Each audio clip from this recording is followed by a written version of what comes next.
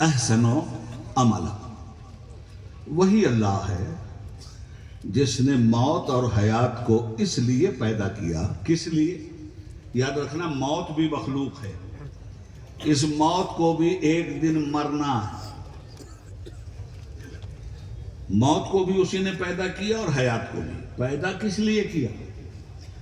کہتا ہے کہ تاکہ میں تم لوگوں کو دنیا میں بھیج کر تمہارا امتحان لوں کہ تم میں اچھا پرچہ کون لکھتا. بے امتحان میں پرچہ ہی تو لکھا جاتا ہے حضرت، اور کیا ہوتا ہے؟ اچھا بھیج دیا امتحان دینے کے لیے. تو حضرات گھبرائیے مت. اگر اس نے امتحان دینے کے لیے بھیجا ہے تو کامیاب کرنے کے لیے کتاب بھی دی ہے، اور اسی کتاب کا نام قرآن کریم ہے.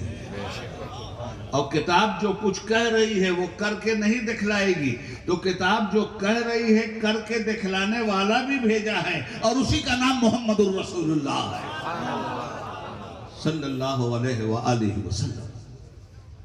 حضرات محترم، اب آپ دیکھیے، پرچہ بھرنا ہے، آپ امتحان دینا ہے آپ. اور یہ مت سمجھیے کہ آپ اس دن پیدا ہوئے ہیں جس دن ماں کے پیٹ سے برآمد ہوئے. یہ آپ کی پیدائش کا دن نہیں. ماں کے پیٹ سے برآمد ہونا انسانی زندگی کی ابتدا نہیں، اور موت کی آغوش میں چلے جانا انسانی زندگی کی انتہا نہیں. آپ اپنی زندگی کا پس منظر تلاش کیجئے. پیدا کب آپ ہوئے؟ پیدا تو آپ اپنی ماں کے ساتھ ہوئے تھے. پیدا آپ اپنے باپ کے ساتھ ہوئے تھے، اور پیدا پھر اپنے بیٹے کے ساتھ بھی ہوئے تھے. پھر پیدا اپنے نواسے اور نواسی، پوتا اور پوتی کے ساتھ بھی ہوئے تھے. اور پھر یہ جو نسل قیامت تک اگر آپ کی چل گئی نا، تو قیامت کے دن جو پیدا ہوگا اسی کے ساتھ آپ بھی پیدا ہوئے تھے. یہ ہے آپ کی پیدائش. بھیا گڑبڑ نہیں کرنا ہے. اے بھائی صاحب ایک دم خاموشی سے. ہاں تھوڑا سا وقت ہے، ذرا سا بول لینے دیجیے. ذہن میں رکھیے گا بات. پیدا کب ہوئے؟ ماں کے پیٹ سے برآمد ہونا یہ زندگی کی ابتدا نہیں. اور میں اللہ کے کرم سے قرآن کریم کے حوالے سے بولنے کا عادی ہوں. کب پیدا ہوئے آپ؟ یاد کیجئے اس دور کو جب سب کو اللہ نے ایک ساتھ پیدا کیا. اور زندگی کس چیز کا نام ہے؟ اس جسم کا نام زندگی نہیں ہے میرے بھائی. یہ جو میں بول رہا ہوں یہ زبان نہیں بول رہی ہے. زبان ذریعہ ہے میری آواز کے نکلنے کا. بول تو زندگی رہی ہے، اور زندگی کا نام روح ہے جو مرنے والی نہیں. اور صاف کر دوں اس بات کو. سنو، ہم بولا کرتے ہیں اصطلاحی زبان میں عدم اور وجود. تو عدم کیا ہے اور وجود کیا ہے؟ وجود سے پہلے عدم، عدم کے بعد وجود. اس کا مطلب یہ کہ ہم کچھ تھے ہی نہیں، اور اگر تھے تو علم الہی میں تھے، اور بے شک علم الہی میں تھے. تو موت کی ایک دنیا سے ہم گزر چکے ہیں جہاں ہمارا وجود تھا ہی نہیں. اب ارشاد فرمایا کن فیکون، ہو جا تو ہم ہو گئے.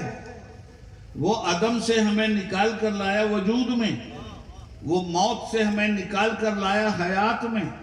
مگر لایا کب؟ لایا ایک ساتھ سب کو، اور لانے کے بعد ہی سب کا ایسے ہی جلسہ کیا اس نے. جس دن لایا نا، سب کا جلسہ ایک دن کیا اس نے. ایک ہی دن سب کو اکٹھا کر لیا. ماں بھی وہیں موجود تھی، اور بیٹا بھی بازو میں کھڑا ہوا تھا، اور پوتا بھی بازو میں کھڑا ہوا تھا. اور پہلے اوپر دادا، پردادا، لکڑ دادا، چکر دادا، اور معلوم نہیں کون دادا، سب کے سب دادا. یہ بمبئی والا دادا نہیں، سب وہیں کھڑے ہوئے تھے. اب تو دادا بھائی صاحب ہو گئے، بھائی ہو گئے. خیر، تو یہ سب وہیں کھڑے تھے. سب کو اللہ نے ایک جگہ جمع کیا، اور جب سب کو جمع کیا تو اللہ نے کیا کہا ہم لوگوں سے؟ الستو بربکم، کیا میں تم لوگوں کا رب نہیں ہوں؟ یہ کہا تھا کس سے؟ مردوں سے یا زندوں سے؟ عدم سے نکال کر وجود میں لایا، زندگی بخشی، اور جب زندگی بخشی تو اپنی معرفت سب سے پہلے کروائی کہ مجھے سب سے پہلے پہچان لو جو تمہیں روزی دینے والا ہے، تمہیں پانی دینے والا ہے، تمہیں آب حیات دینے والا ہے، تمہیں ماں باپ جیسی نعمت دینے والا ہے، تمہیں آسمان کا لاجوردی شامیانہ دینے والا ہے، تمہیں زمین کی پہنائیاں دینے والا ہے، تمہیں ستاروں کی روشنی دینے والا ہے، تمہیں ذروں کی تابندگی دینے والا ہے، تمہیں چاند کی چاندنی دینے والا ہے، تمہیں سورج کی روشنی دینے والا ہے، زندگی کا کرنٹ دینے والا ہے، حرارت کی جنبشیں دینے والا ہے، تمہارے یہاں چمنستان کھلانے والا ہے، پھولوں کو نکھر دینے والا ہے، گلاب کی پکڑی کو شاداب و شاداب کرنے والا ہے، رات رانی اور گل مچکن کو ایسی خوشبو دینے والا ہے جس سے مشام جان انسانیت ہمیشہ کے لیے معطر ہو کر رہ جائے۔ بھیجا اس نے اور بڑی شان کا بنا کے بھیجا۔ سب وہی تھے بھائی۔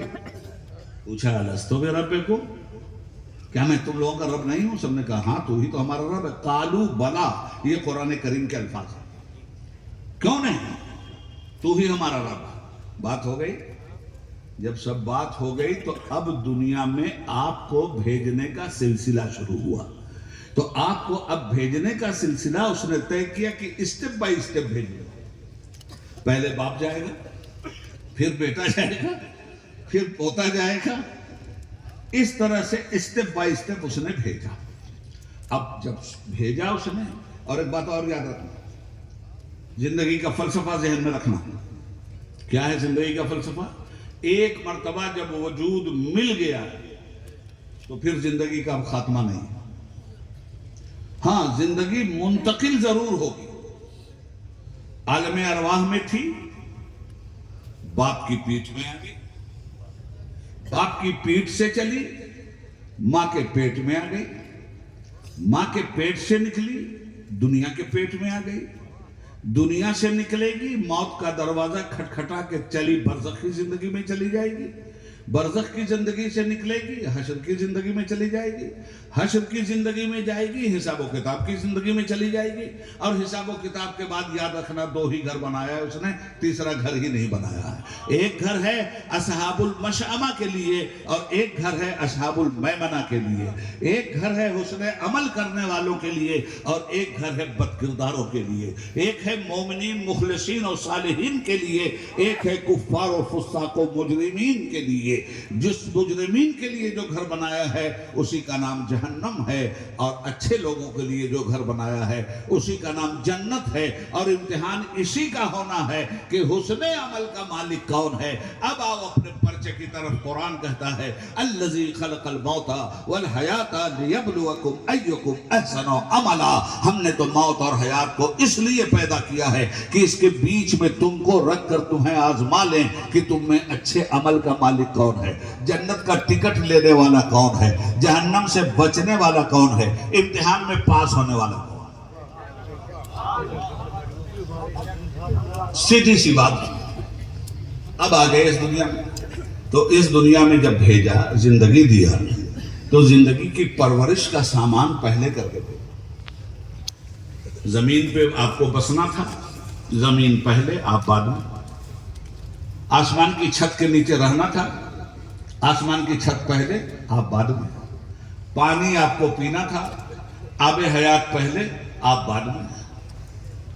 جتنی بھی چیزیں ہیں عالم اسباب میں انسان کو اپنی حیات جسمانی کی بقا کو برتنے کے لیے وہ ساری چیزیں میرے پروردگار نے، چونکہ رب ہے نا، رب کے معنی ہی ہے پرورش کرنے والا، رب کے معنی ہی ہے گارجین، رب کے معنی ہی ہے اپنے بندوں کی ہمہ وقت خبرگیری کرنے والا۔ اسی دن اس نے کہہ دیا تھا کیا میں تمہارا رب نہیں ہوں؟ عقیدہ لے کے جانا کہ پالنے والا میں ہی ہوں، عقیدہ لے کے جانا کہ پرورش کرنے والا میں ہی ہوں، عقیدہ لے کے جانا کہ موت اور حیات کا مالک میں ہی ہوں، عقیدہ لے کے جانا کہ نقصان اور فائدہ دینے والا میں ہی ہوں، عقیدہ لے کے جانا کہ تم مجبور محض بن کے جا رہے ہو. ہاں چند دن کا اختیار و تصرف ضرور ہم نے تم کو بخشا ہے، مگر اس اختیار کا استعمال تمہیں آزادی کے ساتھ نہیں کرنا ہے. ہم ایک نمونہ بھیج رہے ہیں، وہ نمونہ جیسے اپنے اختیار کو استعمال کر رہا ہے اسی طرح سے تم اس کو اختیار کرو، اور وہ نمونہ ہمارا احسان بن کر جا رہا ہے.